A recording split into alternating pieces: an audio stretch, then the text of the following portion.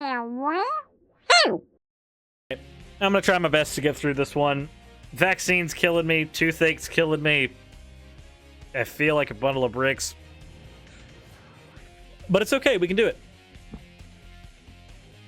So, today we are going to be going over Richard Dawkins, of all people. So this tweet has been making the rounds. 1.1k retweets, a bunch of likes, a bunch of comments. It's probably a good idea that we cover this and see what's going on here. I debated on bringing up the entirety of the conversation or just this part. I decided that it would be better to go with just this part. One, because I don't have the mental capacity right now to go through the entire thing. And two, because this particular video gets across an idea that Dawkins has said previously that I hold great contention with. This is coming from a guy who owns his book, specifically The God Delusion. And I know that he's got other books as well, but I need to read at some point, like The Selfish Gene. Honestly, he's one of the people that I used to look up to. So let's go ahead and take a look at what's being said here. And I don't want to poison the well with the previous take specifically, but it's going to come up here. So, let's go ahead and begin. In a Twitter interaction with a woman who said she would be faced with a real ethical dilemma if she became pregnant with a baby with Down syndrome. You tweeted, "Abort it and try again. It would be immoral to bring it into the world if you have the choice." Now, I saw you're speaking to somebody who did bring someone like that into the world, okay? But let's put that aside. Why is it immoral not to abort it? Okay, so before we go any further here, let's go ahead and go over what is being said here. Dawkins has not said his bit, so please keep that in mind.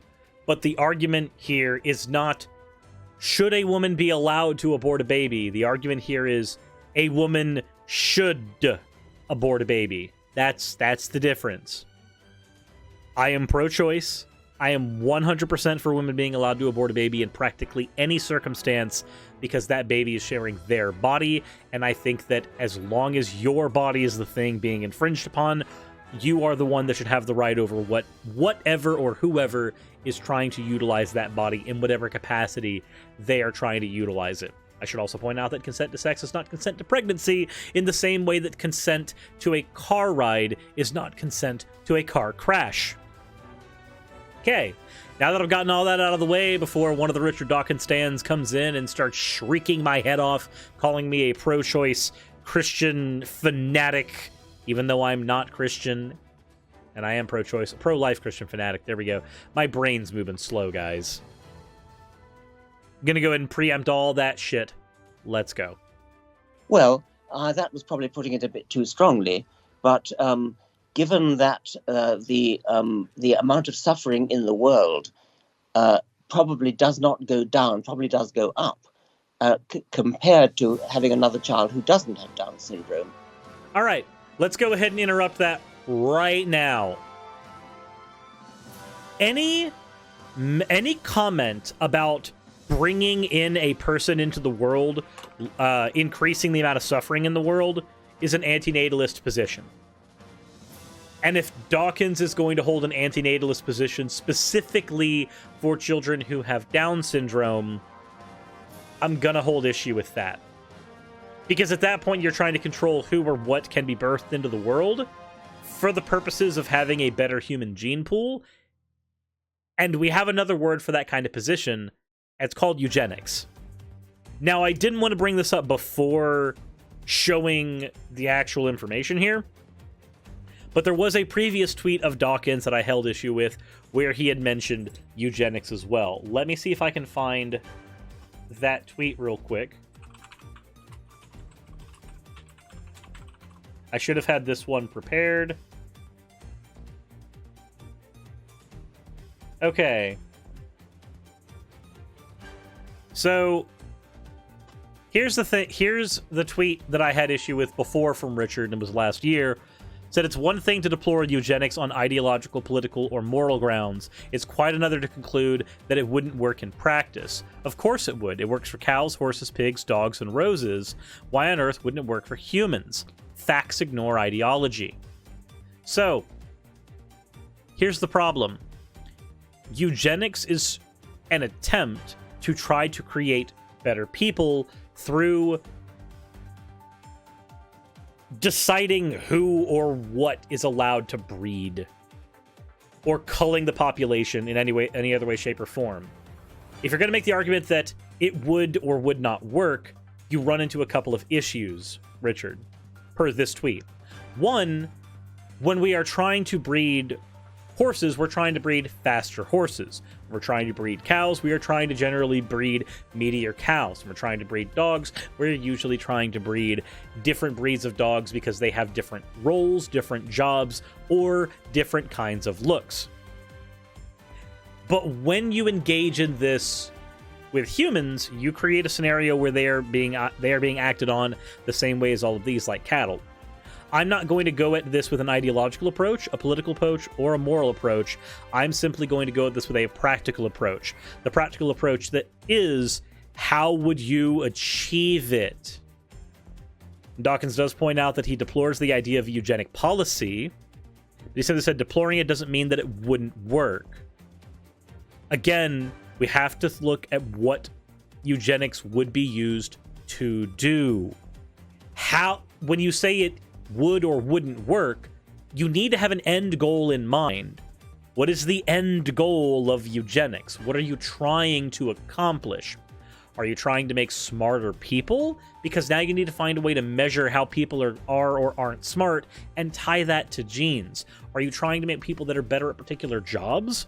Because while that can sometimes be doable, you aren't necessarily creating people who are going to be compelled to engage in those jobs in the first place.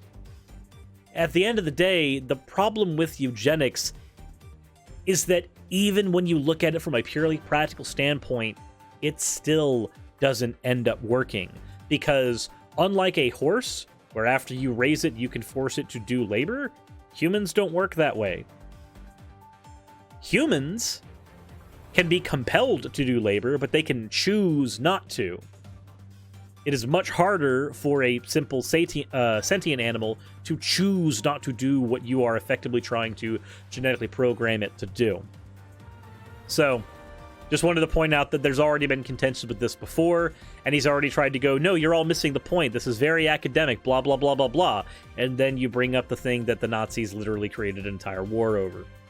But, let's continue. What I'm People thought I interested was in is saying- how do you know that it increases the amount of suffering in the world to bring in a child with Down syndrome into the world? I don't know it for certain. It seems to me Okay. to be plausible. You probably would increase the amount of happiness in the world more by having another child instead. All right, this assumes a couple of things. This assumes that a child who has Down syndrome is necessarily unhappy and necessarily makes their parents unhappy. For you to argue that there is a measurable effect here, you need to look at the people within the proximity of that child. Now, let's think of... Let's engage in a reductio ad absurdum. If we engage in a reductio ad absurdum, and we looked for an extreme example of a Down syndrome child causing problems, the amount of problems that they can cause for society, in my opinion, is probably, and in fact most likely, lower and smaller than the amount of suffering that can be caused by your standard, everyday, regular individual. Because if you take and I know I'm using really awkward language here, my apologies, again, vaccine go burr, but if you are taking your standard run-of-the-mill individual who likely can run for office and likely can engage in matters of public policy more easily than someone who has Down syndrome, their effect on the world is largely magnified. They have the potential to increase the suffering in the world tenfold, 20-fold, And if we're arguing all of this on a matter of the net amount of suffering or the net amount of happiness that comes out, the ability for a child to increase or lower the amount of suffering in the world, that potential is completely immeasurable. Because even if I bring in the fact that somebody without Down syndrome can likely, this is only a likely thing, impact the world in a heavier way when it comes to things like politics and public policy, it's still immeasurable. There's no way that you can actually get to that conclusion. And again, when you are saying this, you are kind of arguing that a child with Down syndrome necessarily decreases the potential happiness of the parents, despite the fact that there are several parents who have children who have Down syndrome who are perfectly happy and content with their children. Do you think? But you have no reason for knowing that. I have no direct evidence. No, it just seems plausible. Just, you know, you're such a scientific, logical person that I thought that you could possibly have some logical backup to it. And of course he does. Do you know anyone with Down syndrome? Not intimately, no. Well, there's at least one of the problems. If you haven't actually met somebody with Down syndrome, then maybe it's a good idea to shut the fuck up about your opinions with people with Down syndrome. And I know I strawman that a little bit. He didn't say that he hadn't met anybody. He said he didn't know anybody intimately.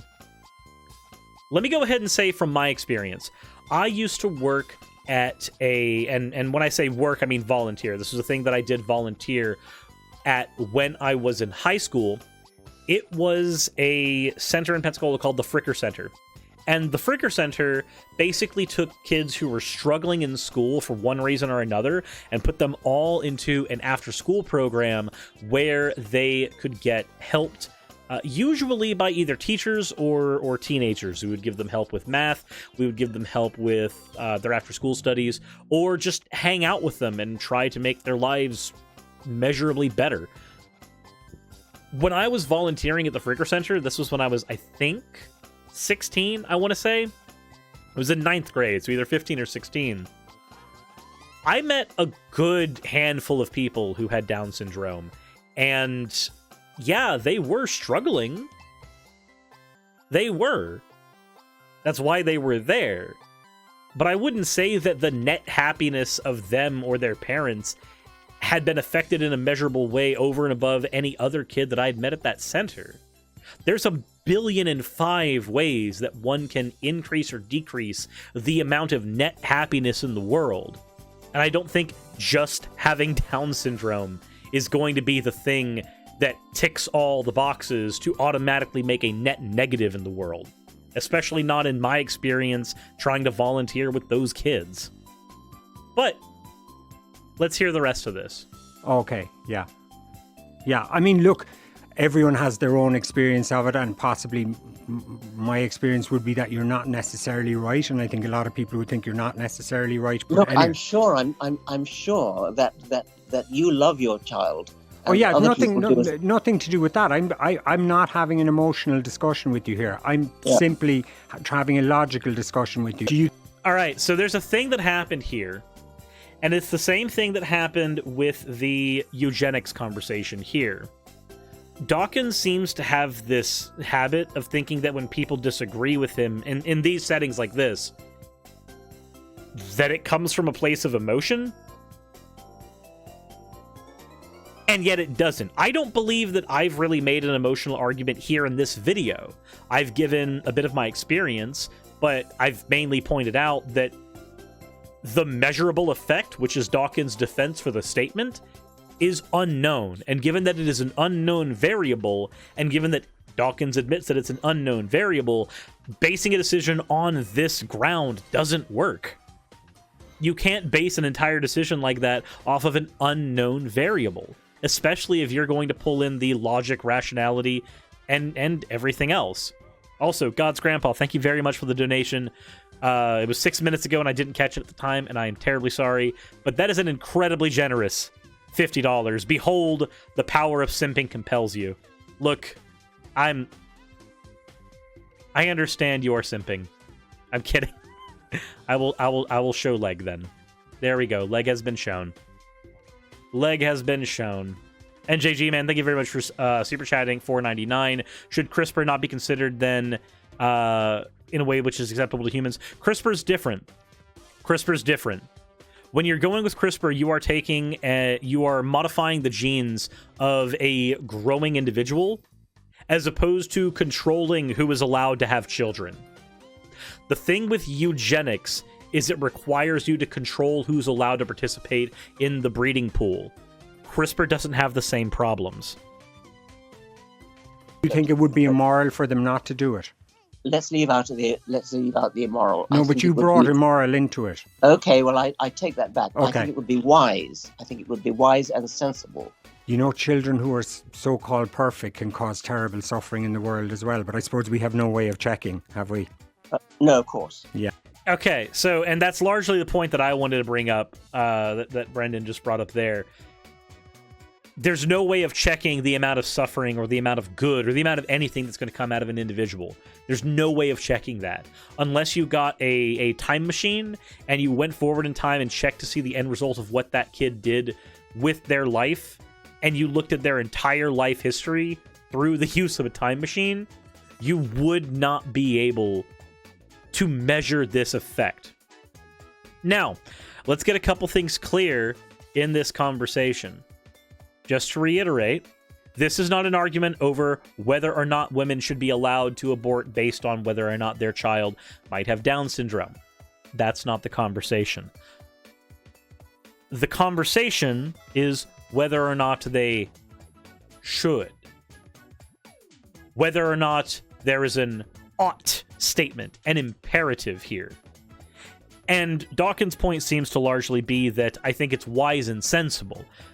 But he makes the wise and sensible judgment without having intimate knowledge of, his words, people with Down syndrome. This seems to be an immeasurable amount of preconceptions about people with Down syndrome, all essentially being misconceptions. So let's make it very clear. If you are to make the statement, a woman has authority over her body, therefore, if a fetus in her body that is growing, it should be her decision to terminate. Therefore, any arbitrary reason the woman decides to terminate is okay. That is, in my opinion, logically valid. You are basing it on that very first principle, that axiom that a woman has control over her body, autonomy over her body. If you were, however, to say, as Dawkins has said here, children with Down syndrome decrease the amount of net happiness in the world, therefore, you should abort children who potentially have Down syndrome, I disagree with you. Because at that point, the exact same argument could be made for killing the child even after they are born. The argument is not about abortion anymore. The argument is about whether or not that child should be allowed to exist. The argument is then the existence of people with Down syndrome, according to Dawkins, decreases the amount of net happiness in the world. And I, A, find that to be very morally repugnant, and B, find that to be a position that is based on an inability to measure net happiness. 110% completely. It's an illogical position, and it's a position that when followed through to its nasty conclusion, leads to unnecessary death. Just like with the conversation about eugenics, where the issue comes down to how you have to enforce it, the issue here comes down to why would you frame it as an imperative? A moral imperative or a rational imperative, it does not matter. It's framed as an imperative. And mind, this is from somebody who is, I've personally read Dawkins' work. I don't hate Richard Dawkins, but I do hold issue with statements like this.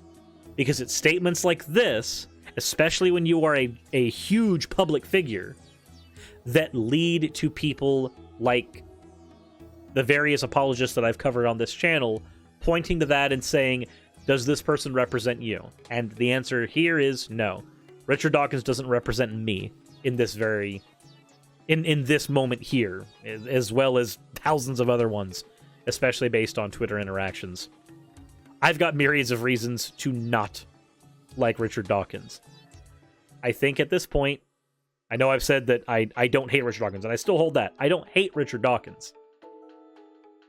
But I'm at the point where I don't like the guy. And it's because of arguments like this.